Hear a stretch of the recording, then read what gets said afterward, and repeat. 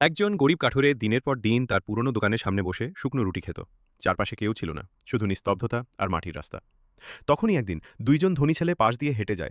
তারা হেসে কাঠুরের দিকে তাকায় আর ঠাট্টা করতে থাকে তার কাপড়, তার খাবার আর তার গরিবী জীবন নিয়ে। কাঠুরে কিছু বলে না, সে শুধু মুখ নিচু করে কাঁদতে থাকে। পরদিন সকালে এক আশ্চর্য ঘটনা ঘটে। একটা সাদা খরগোশ আসে আর তার সামনে রেখে যায় একটি চকচকে রূপার মুদ্রা। কাঠুরে অবাক হয়ে তাকায়। সে সেই মুদ্রাটি মাটিতে পুঁতে দেয়, ভাবতে থাকে হয়তো কিছু জাদু হবে। রাতে ঝড় আসে, বাতাসে পাতারা নেচে ওঠে। সকালে সেই জায়গায় এক রঙিন জাদুকরি গাছ গজায়। তার ডাল ভর্তি খেলনা ভরা রঙিন ডিম।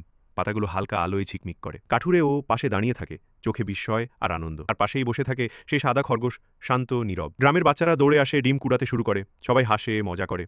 কাঠুরে সেই ডিমগুলো ট্রাকে করে শহরে নিয়ে বিক্রি করে। দিন যায়, রাত যায়, সে ধনী হয়ে ওঠে। একদিন হঠাৎ এক দুর্ঘটনায় কাঠুরে মারা যায়। সব থেমে যায়। খরগোশটি আবার সেই পুরনো দোকানের সামনে এসে বসে, চোখে জল, মুখে নীরবতা। আর কেউ বলে না কিছু, শুধু একটাই দুঃখ থেকে যায়, কারণ কেউ ভিডিওটা লাইক বা সাবস্ক্রাইব করেনি।